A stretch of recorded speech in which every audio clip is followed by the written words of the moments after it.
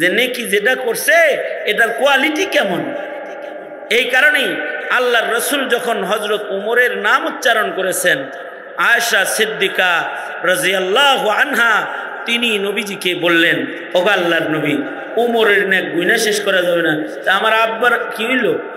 আমার আব্বার নাম কোন সিরিয়ালে আছে? আল্লাহর রসুল বললেন, আয়েশা, তোমার বাবার হিজরতের রাত, যে রাতে আবু বকর আমাকে পাহারা দিয়েছে, হিজরতের রাতে গারে সরে, তার এই জিন্দেগির হিজরতের এই রাত আল্লাহর কাছে এত দাম। যদি হিজরতের রজনীটা একদিকে রাখা হয় আর উমরের গোটা জিন্দেগি যদি আর একদিকে রাখা হয়, উমরের গোটা জিন্দেগির চাইতে আবু বকরের হিজরতের রাতের পাহারার দাম বেশি। হিজরতের রাতগুলা দামি। হিজরতের রাতে আবু বকর নবীর সোহবত উঠানোর কারণে আবু বকরের সাহাবিয়তটা কোরআনের আয়াত দ্বারা প্রমাণিত হয়ে গেছে। ১.৫ লাখ সাহাবীর একজনার নবীর মাইয়াত কোরআন দিয়ে প্রমাণিত। তার নাম হযরত আবু বকর সিদ্দিক ইবনে কুহাফা। হযরত আবু বকরের যে নবীজির সোহবত, নবীজির সাথে মাইয়াত, এইটা কোরআনের দ্বারাই প্রমাণিত। ইয ক্বালা লি সাহিবিহি লা তাহজান ইন্নাল্লাহা মা'ানা। শুধুই মাত্র নবীর মাইয়াত না, আল্লাহর মাইয়াত। আল্লাহ বলছেন এরা দুইজন নয়, এদের সাথে আরেকজন আছে। নবী বলেন আমাদের সাথে আরেকজন আছে, তিনি হলেন আল্লাহ।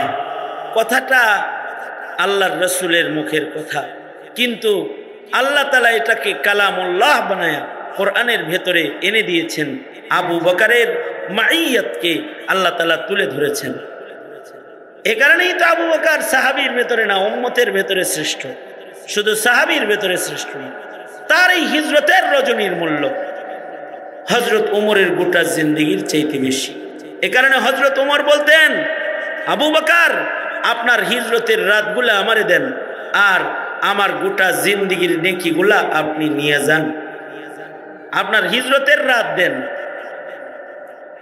এইভাবেই কিয়ামত পর্যন্ত মাইয়াতের অনেক দাম। আবু বকর যেমন নবীর একাকী সান্নিধ্য নিয়ে রাত দামি বানিয়েছে, আপনারা যারা রাতের একটি অংশ আলেমদের সাথে রইলেন, এর একটা দাম আছে অনেক নেকির চাইতে। এমন মাইয়াতের দাম আল্লাহর কাছে অনেক বেশি, অনেক বেশি। এ কারণে নেকি যেটা, এটা কোয়ান্টিটি কোয়ালিটি গণনায় কত আদাদ, এটাও যেমন গুরুত্বপূর্ণ, এটার ওজন কম হইলেও ওজনদার হওয়া, কোয়ালিটি ভালো হওয়া, এটাও গুরুত্বপূর্ণ। যাদের জীবনে এই গুরুত্বপূর্ণ আমল বেশি, তারা আল্লাহর প্রিয় বেশি। ইন্নাল্লাহা ইউহিব্বুল মুহসিনিন। এই কারণেই সাহাবায়ে কেরাম অনেক নেক আমল করতেন। আমাদের জীবনে নেক আমলের সংখ্যা অনেক কম, কিন্তু সাহাবায়ে কেরামের জীবনে নেক আমলের সংখ্যা অনেক বেশি, অনেক বেশি। কিছু সাহাবী সারা বছর রোজা রাখতেন, শুধুই মাত্র আইয়ামুত তাশরিক আর ঈদের দিন ছাড়া বাকি সব সময় রোজা রাখতেন। কিছু সাহাবী সারা রাত নামাজ পড়তেন, 2 রাকাত নামাজে এত কোরআন পড়তেন যে আল্লাহর কোরআন পুরাটা খতম করতেন। যেমন ইসলামের তৃতীয় মহান পুরুষ হযরত উসমান ইবনে আফফান, তিনি 2 রাকাত নামাজে টোটাল কোরআনে কারীম খতম করতেন। কেন এত নেকির কাম করতেন? আমরা তো সারা বছরে কোরআন মজিদ ধরার টাইম পাই না, আর উনি 2 রাকাত নামাজে টোটাল কোরআনে কারীম খতম করেছেন। 2 রাকাত নামাজে সাহাবায়ে কেরামের মধ্যে যারা কোরআন খতম করেছেন, হযরত আবু বকর, 2 রাকাত নামাজে যারা কোরআন খতম করেছেন হযরত উসমান, তাদের ভিতরে 1 নাম্বার। হযরত উসমানের পরে আরো যারা 2 রাকাত নামাজে কোরআন খতম করেছেন, উবাই ইবনে কাব, হযরত তামিমে দারি 2 রাকাত নামাজে টোটাল কোরআন শরীফটাকে খতম করে ফেলেছেন। আবার সারা বছর রোজা রাখছেন। আব্দুল্লাহ ইবনে আমর ইবনুল আস সারা বছর নফল রোজা রেখেছেন। বদরুদ্দিন আইনি বলেন রোজার হালতে তিনি ইন্তেকাল করেছেন। তার মানে নেক আমল বেশি করার জন্য সব সময় পেরেশান থেকেছেন, যাতে করে নেকির কাম বাড়ায় লওয়া যায়। এক সাহাবী এসে তো বলে, ওগো আল্লাহর নবী, আমি নিয়ত করছি জীবনে আর কোনোদিন রাতের বেলায় ঘুমাবো না। আল্লাহর রসুল বলেন, না, রাত্রেও ঘুমাইবা, আমি রাতে ঘুমাই। এক সাহাবী বলে, ওগো আল্লাহর নবী, আমি নিয়ত করেছি সারা বছর রোজা রাখবো। আল্লাহর রসুল বললেন, না, এত কষ্ট নিজেকে দিও না, মাঝে মাঝে রোজা রাখবা, মাঝে মাঝে ইফতার করবা। কিন্তু সাহাবীর কিন্তু সারা বছর রোজা রাখার নিয়ত। এমনকি এক সাহাবী এসে বলে, আল্লাহর নবী, আমি খাসি হয়ে যাব, আমি পুরুষত্বকে নষ্ট করে ফেলবো, আমি খাসি হয়ে যাব, যেন আমার যৌন চাহিদা কখনো উদয় না হয়, আর বিবির দরকার আমার না হয়, ঘর সংসার বান্ধার জরুরত আমার যেন না হয়, আমি সারা জিন্দেগি বেচলার ইবাদত বন্দিগি করে কাটায় দিই। সাহাবী বলতেছে। আল্লাহর রাসূল বলেন, না না না, এই বৈরাগ্যতা লা রুহবানিয়াতা ফিল ইসলাম, ইসলামে এমনটি বৈরাগ্যতা সমর্থন করে না। আন নিকাহু মিন সুন্নতি ফামান রাগিবা আন সুন্নতি ফালাইসা মিন্নি। আল্লাহর রাসূল বললেন, বিয়ে করবা, বিয়ে বর্জন করা সন্ন্যাসী হালাত, এইটা ইসলাম সমাদৃত না, ইসলাম সুন্নত সমাদৃত। বিবাহ আমি নবীর সুন্নত, যে আমার সুন্নতকে বর্জনকারী সে আমার উম্মত না। আল্লাহর রাসূল কত বড় ধমকি দিলেন। বিয়ে করবা, সময় মতো বিয়ে করে ফেলবা। যুবকরা সময় মতো বিবাহ করবে। যে বিবিকে ভরণ পোষণ দিতে পারে সে জলদি জলদি বিয়ে করে ফেলবে। বিয়ের দ্বারায় চরিত্রের হেফাজত হয়। নারীদেরকে বালেগা হওয়ার পরে তাদেরকে সুপাত্রে তুলে দিবে, কারণ বিবাহের মাধ্যমে নারীর তহারাত হেফাজত হয়, তার জিন্দেগি সুন্দর হয়, গুনাহ মুক্ত হয়। আমাদের দেশে এক সময় এই সুন্নতের আমল করতে গিয়ে বাল্য বিবাহ চালু ছিল। বাল্য বিয়ের দরকার নেই, সময় মতোই সময়ের কাজ করা, এটাই সুন্নাত। সময় মতোই কাজটা করে ফেলুক। কিন্তু মেয়ের বিয়ের বয়স হয়েছে অনেক আগে, ইচ্ছে করে তাকে বিয়ে না দেওয়া, দেরি করা, ঢিলামি করা, এটা শরীয়ত সমর্থিত না। ইসলাম গুনাহমুক্ত জীবন চায়। ইসলাম চায় যে একটা মানুষের জিন্দেগি পুত পবিত্র থাক। তার বিয়ের সময় হয়েছে, তাকে সুপাত্রে তুলে দেয়া। আবার ছেলেকে বিয়ে করায় না, কি লেগা? মেয়েগুলারে বিয়ে দিয়ে লই, তারপরে পুলার বিয়া। পুলার বিয়ার সাথে ছেলের বিয়ের সাথে মেয়েদের বিয়ের কোনো প্রতিবন্ধকতা নাই। মেয়েদের বিবাহের সাথে ছেলের বিয়ের কোনো প্রতিবন্ধকতা নাই। মেয়ের যদি বিবাহ না হয়, ছেলের যদি বিবাহ তার কুফু মিলে যায়, তাহলে ছেলের বিয়ে আগে করায় ফেলবে। মেয়েদেরকে বিয়ে দিয়ে তারপরে পুলারে বিয়ে করাইতে হইব, এমন কোনো হুকুম শরীয়তে ইসলামে নাই। যদি দেরি করে, দেরি করার কারণে যদি এই যুবক কোনো অনৈতিক কাজে লিপ্ত হয়ে যায়, এর জন্য যে অভিভাবকরা তার উপরে জুলুম করেছে তারা দায়ী হয়ে যায়। সুতরাং বিয়ে করা এটাও সুন্নাত, বিয়ে সময় মতো করা এটাও সুন্নাত। আল্লাহর রাসূল সাল্লাল্লাহু আলাইহি ওয়াসাল্লাম বলেন, বিয়ে বর্জন করবা না, বিবাহ করো। বৈরাগ্যতার দরকার নাই, বেচলার জিন্দেগির দরকার নাই, খালি ইবাদত করার দরকার নাই বেচলার। তুমি বিয়ে করো, বিবির সাথে রাত যাপন করলেও নফল ইবাদতের সওয়াব আমলনামায় জমা হয়। নারী বিবাহিত পুরুষ তার বিবির সাথে সুন্দর সুন্দর কথা বললে, মিষ্টি মিষ্টি কথা বললে, তার এই কথার দ্বারায়ও তার আমলনামায় নফল সওয়াব জমা হইতে থাকে। তার প্রতিটি শব্দ উচ্চারণের মাধ্যমে ন্যাক হইতে থাকে। অনর্থক কথোপকথন, বয়ফ্রেন্ড গার্লফ্রেন্ড, এদের ভেতরে যে আলাপ আলোচনা, কথোপকথন, রসালো আলাপ, প্রত্যেকটা শব্দে কবিরা গুনাহ হয়। আর স্বামী আর স্ত্রীর ভেতরে যে রসালো আলাপ, এর মাধ্যমে প্রতিটি শব্দে শব্দে নেকি আমল নামায় জমা হয়, নেক জমা হইতে থাকে। আল্লাহর রসুলকে এসে সাহাবী বলে, বিয়ে করতাম না, বৈরাগী হয়ে যাবো, খালি ইবাদত করবো আর মসজিদে পড়ে থাকবো, বাড়িতে আর যাবো না, বিয়া দরকার নাই, নিয়ত করছি খাসি হয়ে যাবো। আল্লাহর রসুল বলে, না না, এইটা না, সুন্নতের আমল করো। বিয়ে আমি নবীর সুন্নাত, যে সুন্নতকে আঁকড়ে ধরল সে আমার উম্মত হইল, আর যে সুন্নত মানল না সে আমার উম্মত না। আল্লাহর রাসূল সাল্লাল্লাহু আলাইহি সাল্লামের একটি সুন্নতের আমলের মাধ্যমে আল্লাহর ভালোবাসা পাওয়া সম্ভব। নেকির কাজে যেমন আল্লাহর ভালোবাসা আসে, নেকিটা যখন সুন্নত মাফিক হয় আল্লাহ তাআলা খুশি হয়, আর আল্লাহ তাআলা বান্দাকে তখন ভালোবাসতে থাকে। আমি আয়াত পড়েছি, আল্লাহ তাআলা বলছেন, বন্ধু আপনি জানিয়ে দিন বান্দারা কি আমি আল্লাহর ভালোবাসা চায়? যদি তারা আমার ভালোবাসা চায়, আমার প্রিয়তে পরিণত হতে চায়, আমার মহব্বতকামী যদি তারা হয়, তাহলে আমার পক্ষ থেকে এলান, তাদেরকে বলুন আপনার ইত্তিবা, আপনার অনুসরণ করতে। যারা আপনার অনুসরণ অনুকরণ করবে, আপনার সুন্নতকে যারা আপনায় নিবে, আপনার সুন্নতকে যারা আমল করবে, আমি ওয়াদা করছি আমি আল্লাহ তাদেরকে ভালোবাসবো। সুবহানাল্লাহ, আল্লাহ তাদেরকে ভালোবাসবে।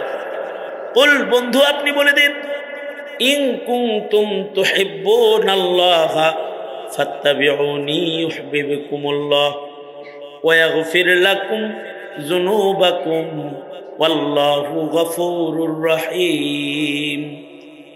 বন্ধু আপনি জানায়া দেন, বান্দারা যদি আমি আল্লাহর ভালোবাসা চায়, তাহলে তারা যেন আপনার অনুসরণকারী হয়ে যায়, আপনার সুন্নত মানে যেন তারা। যদি কেউ আপনার সুন্নতের অনুকরণকারী হয়ে যায়, আমি রবের পক্ষ থেকে ওয়াদা, আমি আল্লাহ সুন্নতওয়ালা বান্দাকে ভালোবাসবো। শুধু ভালোবাসবো না, ইগফির লাকুম যুনুবাকুম, বান্দার জীবনের গুনাহ আমি আল্লাহ মাফ করে দিব, তার গুনাহ মাফ হয়ে যাবে। তাকে ভালোবাসবো, তার গুনাহ মাফ করে দিব, তাকে দয়া করব, তাকে জান্নাত দান করব। আল্লাহর রাসূল বলেন, কুল্লু উম্মতি ইয়াদখুলুনাল জান্নাতা ইল্লা মান আবা। আল্লাহর রাসূল বলেন, আমার উম্মত যা আছে সব আল্লাহর জান্নাতে যাবে। রাসূল বলেন, আমার উম্মত যা আছে সব আল্লাহর জান্নাতি।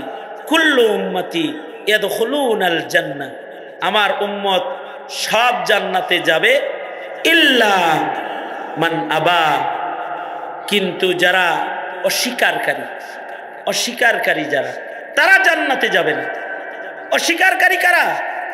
সাহাবীরা বলে, ওগো আল্লাহর নবী, অস্বীকারীরা জান্নাতে যাবে না, বাকি সব আপনার জান্নাতে যাবে। এই অস্বীকারী লোকগুলা কারা? অস্বীকারী কারা?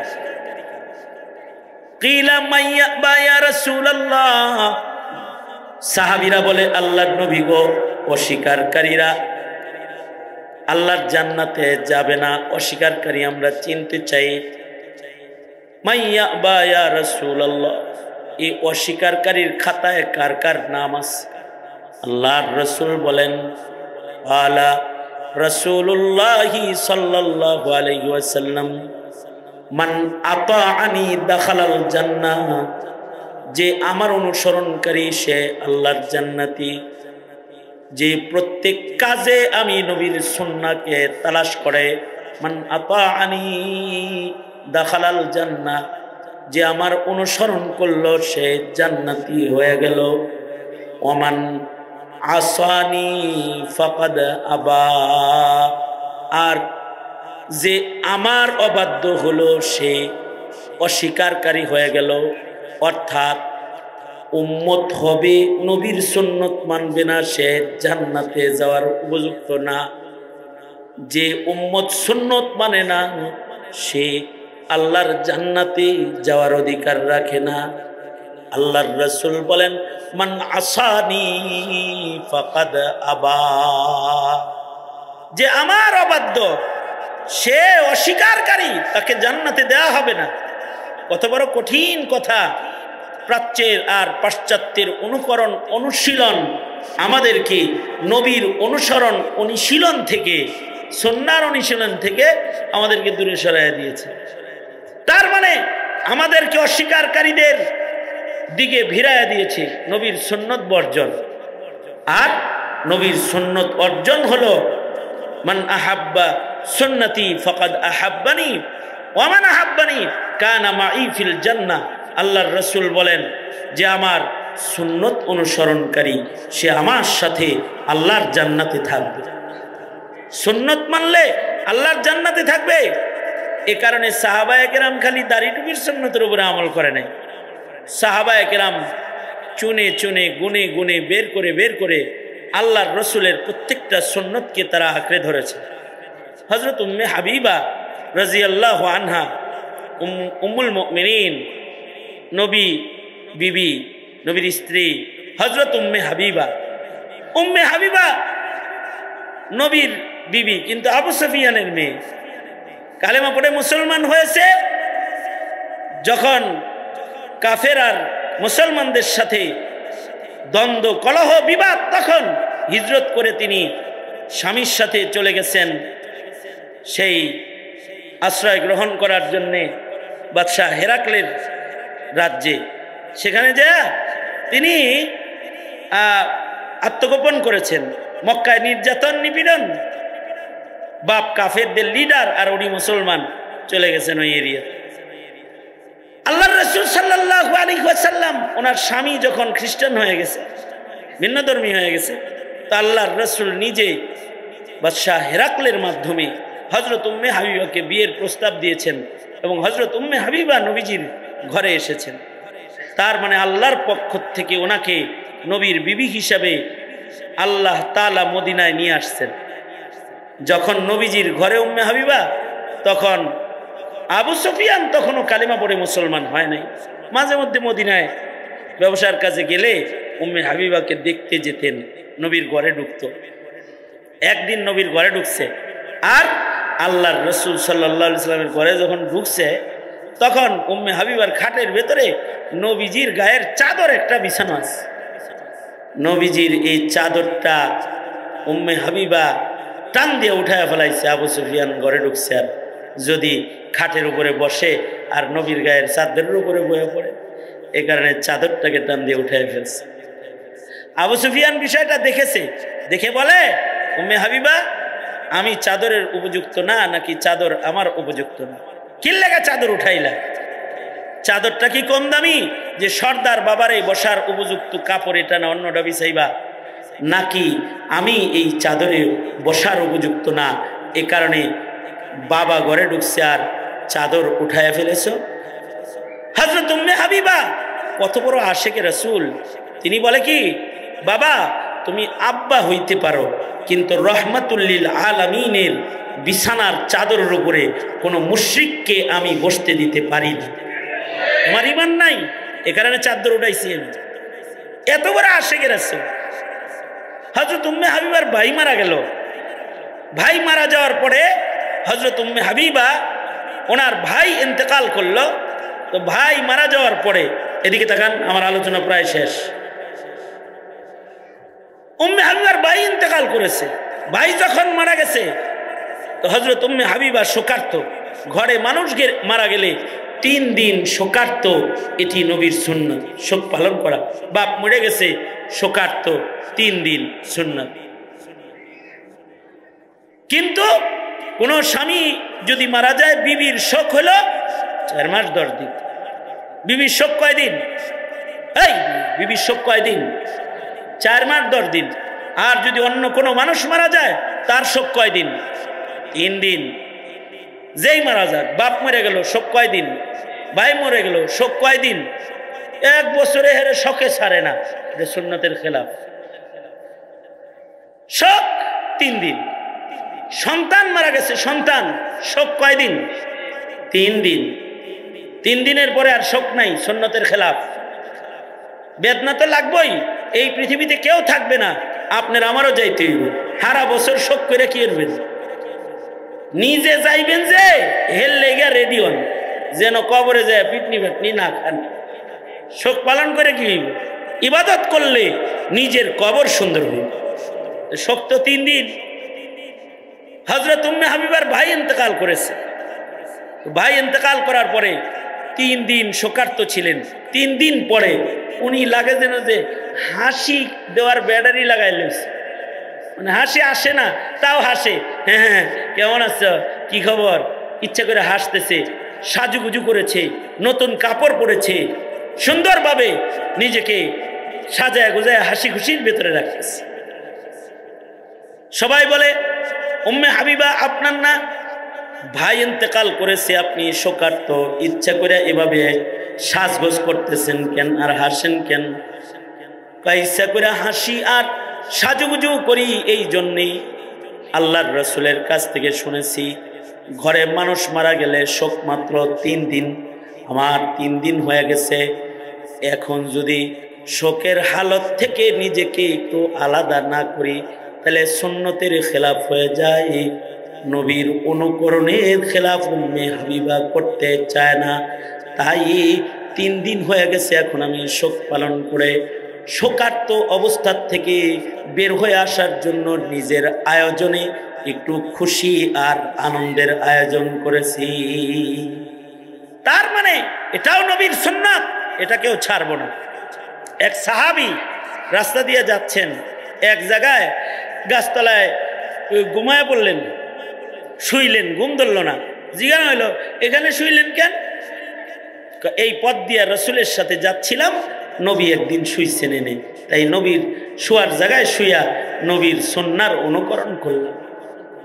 এক সাহাবী রাস্তা দিয়ে যাইতেছেন, পেশাব ধরে নাই, তাও পেশাব করার মতন করে বসছেন, কিন্তু পেশাব করে নাই। সাথীরা জিগায়, পেশাবও করলেন না, বাপ পেশাবের দইরা বইলেন কেন?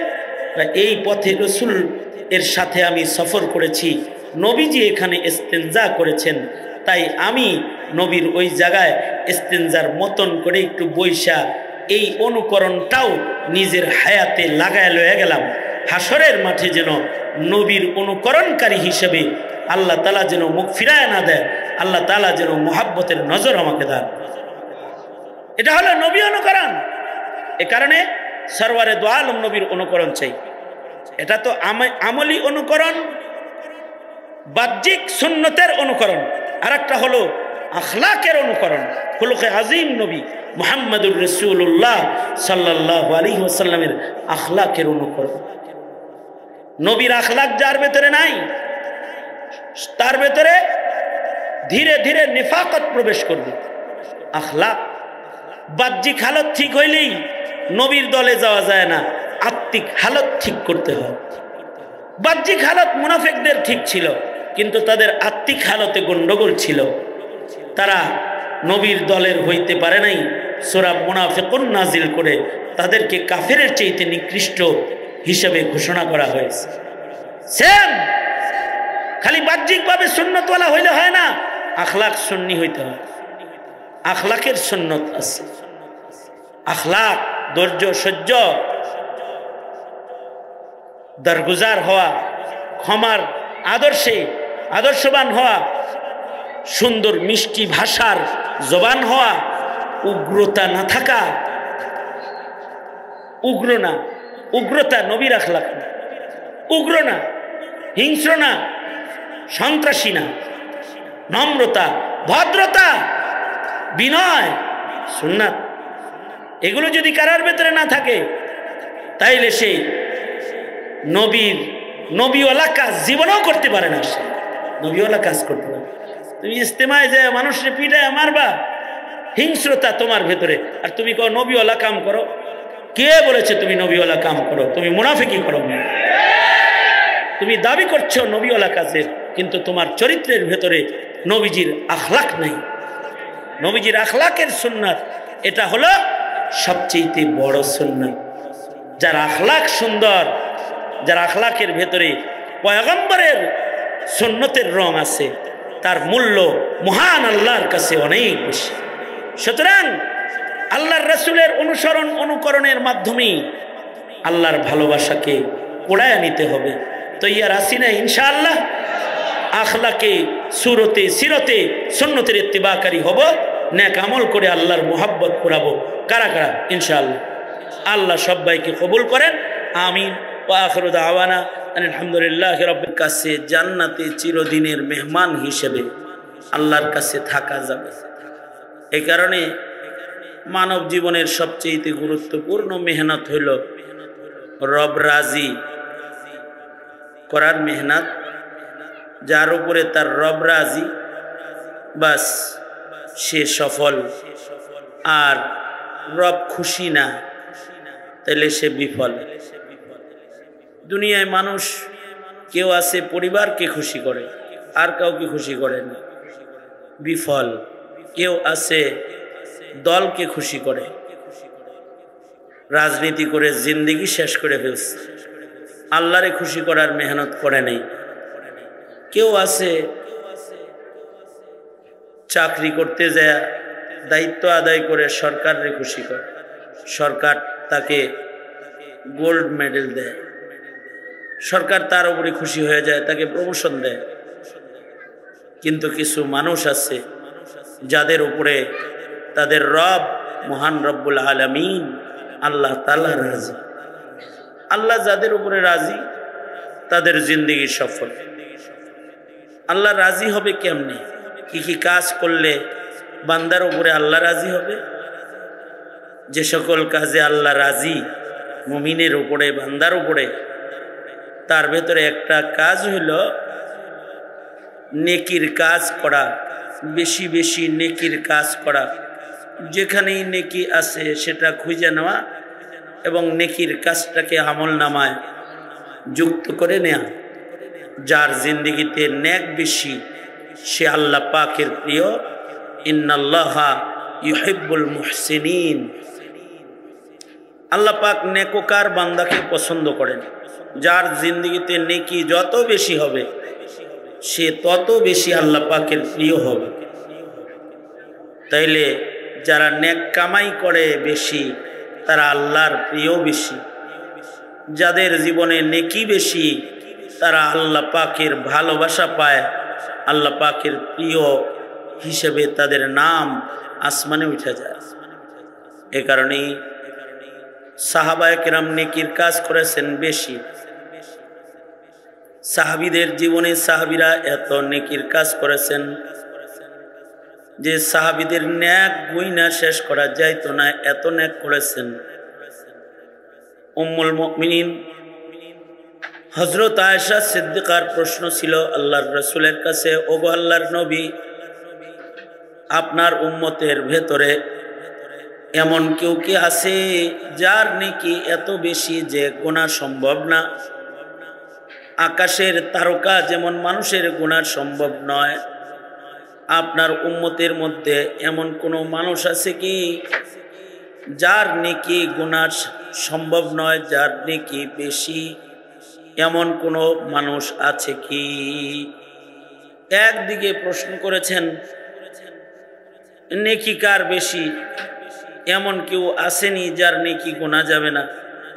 আর একদিকে হযরত উম্মুল মুমিনিন নিজে নিজেই কল্পনা করতেছেন নেকি তো আমার বাবা আবু বকরের বেশি।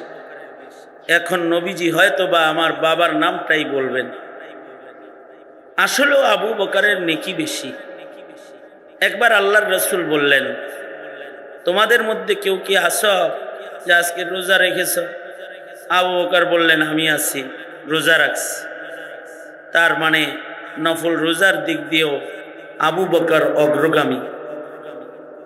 আল্লাহর রাসূল বললেন, কেউ কি তোমাদের মধ্যে আসো যে আজকে সাদাকা করছো, আজকে সাদাকার আমল করছো, দান সদকা করছো, আজকে এমন কেউ আসো? সবার আগে আবু বকর হাত তুলে বললেন, আমি আছি, আমি আজকে সাদকা করেছি। আল্লাহর রাসূল বললেন, তোমাদের মধ্যে কেউ কি আছো যে আজকে জানাজার নামাজ পড়েছো? কোনো ভাইয়ের জানাজা পড়ছো? জানাজা পড়া একটা নেকির কাজ। মুমিন মুমিনের হক। জানাজার নামাজ পড়া এক ভাই আর এক ভাইয়ের হক। মহল্লায় যদি কোনো মুমিন মারা যায়, তাহলে এই মৃত মুমিনের হক হলো অপর ভাই তার জানাজায় অংশগ্রহণ করবে, তার জানাজা পড়বে। এটা হকুল মুসলিম আলাল মুসলিম। মুমিন মুমিনের উপরে হক জানাজার নামাজ পড়ে।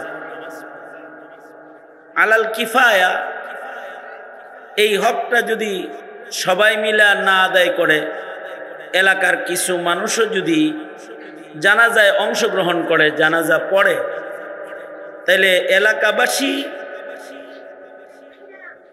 গুনাহ থেকে বেঁচে যায়। আলাল কিফায়া, যেমন ইতিকাফ রমাদানে আলাল কিফায়া, 2-4 জন যদি ইতিকাফ করে তো গোটা গ্রামবাসী, মহল্লাবাসী, মসজিদের সব মুসল্লি তারা ইতিকাফ করার দায়িত্ব থেকে রেহাই পেয়ে যায়। যেমন আলেমে দ্বীন হওয়া, একটা গ্রামে যদি 2-4 জন হাফেজ হয়, আলেম হয়, তা আলাল কিফায়া ইলম হাসিল করার যে ফরজিয়ত আছে এটা আদায় হয়ে যায়, অন্যরা গুনাহ থেকে বাঁচার লাইন বের হয়ে যায়। এরকম এটাও আলাল কিফায়া যে কেউ যদি জানাজার নামাজ পড়ে মহল্লার, তাহলে গোটা মহল্লার মানুষ গুনাহ থেকে বেঁচে যায়। কিন্তু জানাজার নামাজ এটা অনেক গুরুত্বপূর্ণ একটি সওয়াব ও হকের মাসআলা এখানে আছে। হক অনেক বেশি এবং গুরুত্বও অনেক বেশি, সওয়াবও অনেক বেশি। কেউ যদি জানাজার নামাজ পড়ে তাহলে তার আমলনামার মধ্যে 1 কিরাত সওয়াব জমা করে দেয়া হয়। সাহাবীরা বলে, মাল কিরা ইয়া রাসূলুল্লাহ, ওগো আল্লাহর নবী, কিরাত সওয়াব কাকে বলা হয়? আল্লাহর রাসূল বলেন, মদিনার চতুর্দিকে উহুদ পাহাড়টা যত বড়, 1 কিরাত সওয়াব তত বড়। সুবহানাল্লাহ বলেন। 1 কিরাত সওয়াব কত বড়? উহুদ পাহাড় যত বড়, 1 কিরাত সওয়াব তত বড়। তার মানে শুধু জানাজায় অংশগ্রহণ করলেই 1 উহুদ পাহাড় পরিমাণ সওয়াব আমলনামার মধ্যে জমা হয়ে যায়। কেউ যদি মুমিনের দাফনে অংশগ্রহণ করে, জানাজাও পড়ছে, আবার দাফন কাজেও অংশগ্রহণ করেছে, মুমিন যদি মুমিনের জানাজার নামাজ পড়ে তাহলে 1 উহুদ পাহাড় পরিমাণ সওয়াব। আর যদি মুমিন মুমিনের দাফনে অংশগ্রহণ করে তো আর 1 উহুদ পাহাড় পরিমাণ সওয়াব জমা হয়।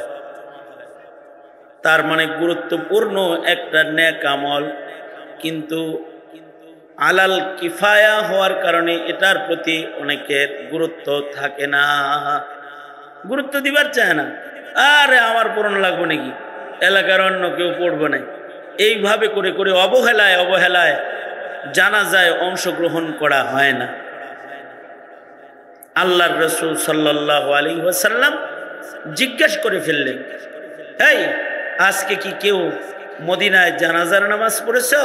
নবীজি জানতেন মদিনার এক প্রান্তে একজন মুমিনের ইন্তেকাল হয়েছে। হযরত আবু বকর আশ্চর্য, উনি হাত তুলে বললেন, আমি জানাজা পড়েছি। সুবহানাল্লাহ। তার মানে নেকির কাজে ওনার অগ্রগামী হালাত এত। নবীজি যেই ইবাদতের কথাই উচ্চারণ